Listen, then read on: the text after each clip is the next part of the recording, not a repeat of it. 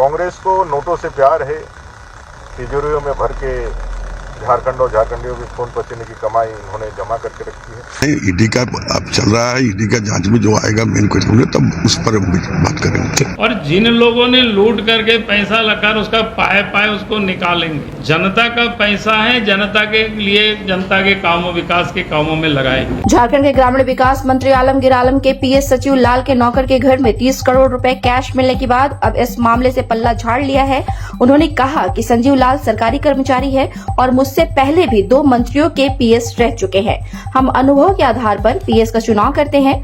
झारखंड सरकार में मंत्री आलमगीर आलम के निजी सचिव संजीव लाल के नौकर के यहां ईडी की छापेमारी में 30 करोड़ रुपए से ज्यादा कैश मिलने के बाद अब आलमगीर आलम ने इस पर सफाई दी है। राज्य के ग्रामीण विकास मंत्री आलमगीर आलम ने इस मामले में पर्सनल सेक्रेटरी से पीछा छुड़ाते हुए कहा, संजीव लाल एक सरकारी कर्मचारी है, वह मेरे निजी सचिव है। संजीव लाल पहले से ही 2 पूर्व मंत्रियों के निजी सचिव रह चुके हैं और भी कई सरकारी कर्मचारी हैं और हम आमतौर पर अनुभव के आधार पर निजी सचिव की नियुक्ति करते हैं।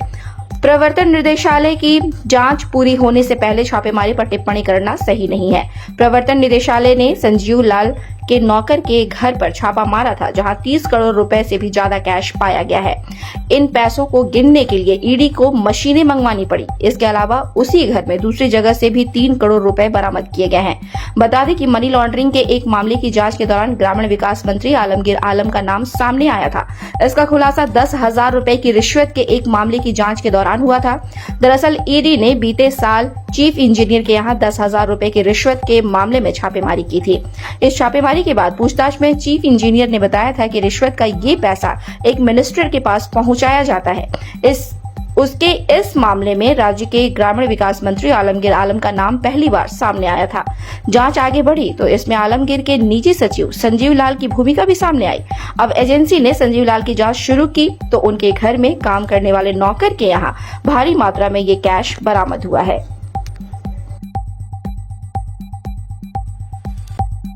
आज फिर एक बार कांग्रेस के बड़े नेता और कांग्रेस विधायक दल के नेता कैबिनेट मंत्री आलमगीर आलम साहब के घर से नोटों के पहाड़ मिले हैं। कांग्रेस को नोटों से प्यार है। तिजोरियों में भर के झारखंड और झारखंडियों के खून पसीने की कमाई उन्होंने जमा करके रखी है। 4.5 साल के अंदर झारखंड को इन्होंने लूट करके एकदम लूटखंड बना दिया है। इस लुटेरी कांग्रेस की सरकार का एक बार फिर चेहरा सामने आया है और ये साफ दिखलाता है कि चुनाव में इन धनों का गलत प्रयोग करके कांग्रेस जेएमएम और आरजेडी की सरकार जो यहाँ है वो जनमल को खरीदना चाहती है। यह पूरे घटना का और विस्तार से गहनता के साथ जांच हो और सभी नेता के यहाँ जा कर के देखा जाए तो कहीं ना कहीं सारे लोगों में कांग्रेस ने बड़े पैमाने पर जो सूत्र बताते हैं जो बड़े पैमाने पर मनी लॉन्ड्रिंग करके रखी है कांग्रेस जेएमएम और आरजेडी ने और पैसे के दम पर ही वो इस बार चुनाव लड़ रहे हैं। इसके पहले भी 2 मंत्री का पीएस रह चुके थे। अब हम लाए हैं, सरकारी मुलाजिम है। टीवी में आप लोग जो देख रहे हैं हम भी वही देख रहे हैं। अब ईडी का क्या निष्कर्ष आएगा बाद में बताया जाएगा। सर आपका नाम भी जोड़ा जा रहा है बार बार। देखिए मेरा पीएस है, विभाग बोले बहुत सरकारी मुलाजिम है और मेरा पीएस है और हम लोग जो पीएस को रखते हैं तो अनुभवी देखकर ही रखते हैं। इसके पहले भी एक जगह नहीं 2 मंत्री का पीएस रह चुके थे, उसी आधार पर उसको हम लोग लाए थे। अब बाकी अभी जो चर्चा चल रही है वो ईडी में तो वो तो जब तक उसका निष्कर्ष नहीं आएगा तब तक उस पर कुछ टिप्पणी करना उचित नहीं। देखिए सत्ता प्रक्रिया है, उस पर इसके बारे में हम कुछ बताएं। ईडी का अब चल रहा है, ईडी का जांच में जो आएगा मेन क्वेश्चन तब उस पर बात करेंगे। चोर को तो कभी छोड़ नहीं सकते हैं ना। मोदी जी आज से नहीं बार बार कह रहे ना खाएंगे ना खाएंगे खाने देंगे। और जिन लोगों ने लूट करके पैसा लगाकर उसका पाए पाए उसको निकालेंगे। जनता का पैसा है, जनता के लिए, जनता के कामों, विकास के कामों में लगाएंगे। और एक कमीशन का लूट का पैसा मैं बोल रहा हूँ भाई, पूरे पत्तल को लोगों ने लूटा, पूरा बालू को लूटा, जमीन को करके लोग बेच रहे हैं। तो जब जांच होगी, इसलिए तो लोग जांच नहीं चाहते हैं। अब जांच होगी तो पता चलेगा कहाँ कहाँ ये लोग प्लॉटिंग करके फर्जी कागजात बना करके लोगों ने जमीन बेचा है। तो ये तो कुछ 1 करोड़ का रुपया है, 1000 करोड़ से भी अधिक मिलेगा घोटाला यहाँ। पैसे जो बरामद हो रहा है, और उसमें भी उन्हीं लोगों के घर बरामद हो रहा है, कांग्रेस के। तो एक प्रकार से आप कह सकते हैं चुनाव में निराश हताश जो हो चुके, तो पैसे के बल पर चुनाव जीतना ये लोग चाह रहे हैं, उसका उपयोग करने के लिए यहाँ वहाँ पैसा जिसको बोलते हैं। देखे होंगे कि झारखंड में ही अब किस प्रकार से सरकार भ्रष्टाचार में लिप्त, अपने नाम से खनन की पट्टा लेना, पत्नी के नाम से आदिवासी के नाम पर जो जमीन हो पत्नी के नाम से औद्योगिक क्षेत्र में लौट कराना, और पाकुड़ जिला में भाई के नाम से खनन का पट्टा, उनके प्रेस सलाहकार के नाम पर खनन के पट्टा, फिर उनके विधायक प्रतिनिधि के परिवार के नाम पर खनन का पट्टा। तो ये सब सबके सामने है। बार बार मैं इस बात को बता चुका हूँ, और अभी भी उनके कई बिचौलिया, कई उनके दलाल, दो IAS ऑफिसर जेल में बंद है, कई इंजीनियर भी जेल में बंद है। फिर आपने देखा कि जिनका पैसा पकड़ाया, यानी दिल्ली में जो BMW की गाड़ी मिली थी, तो वो भी उसी व्यक्ति के नाम पर था, लेकिन पैसा और बाकी कैसे ट्रांजिट हुआ, ये सारी चीज़ें जांच होगी तो सब कुछ सामने आ गया है। तो शायद ये कांग्रेस पार्टी के जो राजकुमार है या शहजादे जिसको बोलते हैं, तो ये जांच की तार वहाँ तक पहुँच जाएगी। यानी ये वसूली का जो धंधा इस राज्य में इन 4 वर्षों तक लगातार जारी रहा, और आज मैं ये कहूँगा कि इस प्रदेश के जो नेता लोग हैं, जो घूम घूम करके कहते हैं भाई हेमंत सोरेन को फंसाया गया, कल्पना सोरेन भी घूम घूम कहती कि भाई हमारे पति को फंसाया गया, तो मैं समझता हूं कि इससे बड़ी और सबूत क्या हो सकता है। इतनी नोटों की जाखिरा, मैं कहूँगा कि झारखंड के भ्रष्टाचार में हेमंत सोरेन हो या पूरी सरकार ही कहिए कि वो दलदल में पूरी तरह से डूबी हुई है।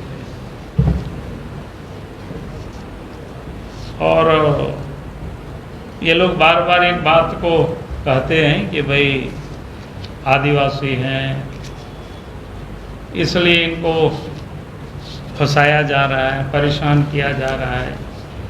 तो ये मैं कहूँगा कि 4 वर्षों के शासन काल में, हेमंत सोरेन के कार्यकाल में, आदिवासी समाज का जो मान सम्मान पहचान, इसको पूरी तरह से इस व्यक्ति ने धूमिल किया है। क्योंकि आदिवासियों का सम्मान और मान क्या होता है कि, और उसका पहचान क्या है कि भाई सहज होते हैं, सरल होते हैं, उनका कहीं भी कोई गड़बड़ी से कोई नाता नहीं होता है।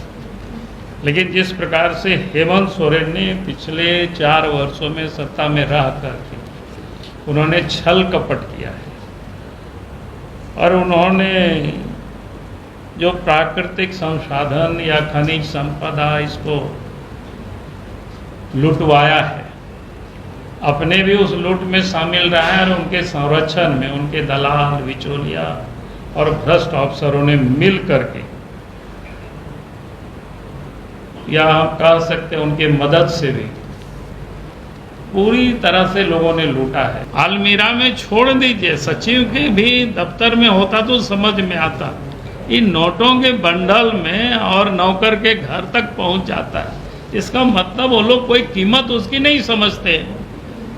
यानी इसका अर्थ यही होता है कि ये सारे के सारे लोग इस लूट में शामिल ही नहीं है, संरक्षण भी दे रहे हैं। ये लोग पहले ही 20 करोड़ रुपया एक IAS ऑफिसर के ठिकानों से पैसा मिलता है, और आज कांग्रेस पार्टी के जो मंत्री है, उनके निजी सचिव, उनके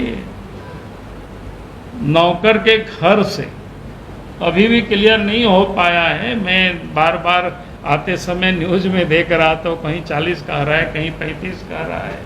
किसी ने अपुष्ट समाचार हमें बताया कि भाई अभी भी गिनती जारी है, शायद 50 ना पहुंच जाए, कोई आश्चर्य नहीं है।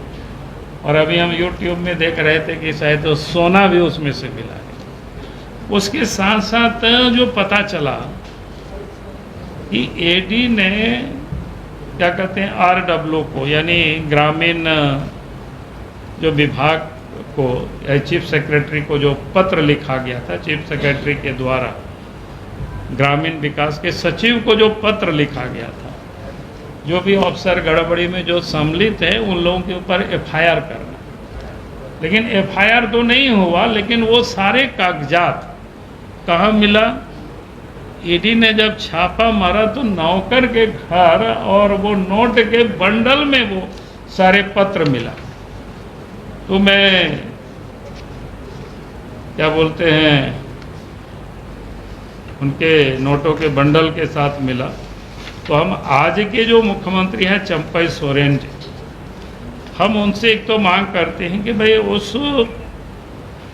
अब उस पत्र के आधार पर उनको तुरंत FIR करने का आदेश देनी चाहिए विभाग को, और तुरंत FIR भी होनी चाहिए, और साथ ही पूरे मामलों की जांच CBI से कराने के लिए वो केंद्र को लिखते हैं। जब CBI की जांच होगी ये सारे मामलों की, तो ये बुढ़ापा में इनके जीवन जेल में ना कटे। हम इसकी जरूर हम उनसे प्रार्थना करेंगे कि भाई बिना विलंब किए जितने भी पत्र ईडी ने जो लिखा है सरकार को, उन सारे पत्र के वो संज्ञान ले करके और विभाग को वो आदेश करे और FIR हो जाए, और साथ ही CBI को लिखे कि इस पूरे मामलों की जांच कराया जाए। क्योंकि पुलिस जिस प्रकार के उसमें हेरा फेरी कर रहे हैं, गड़बड़ी कर रहे हैं, तो मैं समझता हूं कि राज्य के लिए तो ठीक नहीं है, लेकिन चंपई सोरेन के लिए भी अच्छा नहीं, क्योंकि पाप कोई और करे और पाप का ठिकरा उनके ऊपर फूटे, तो ये कम से कम हमारे जैसा व्यक्ति के लिए, उन बुजुर्ग पर इतना तो दया आती है। तो हम जरूर कहेंगे चंपई सोरेन जी से कि भाई आप निर्भीक होकर के जितने भी पत्र ईडी ने लिखा है, आप विभाग को, संबंधित विभाग के सचिव को आप निर्देशित करें, चीफ सेक्रेटरी को कह करके आप सभी मामलों पर FIR दर्ज हो जाए, और पूरे मामलों की ये CBI से जांच हो, उसके लिए आप अनुशंसा कर दीजिए।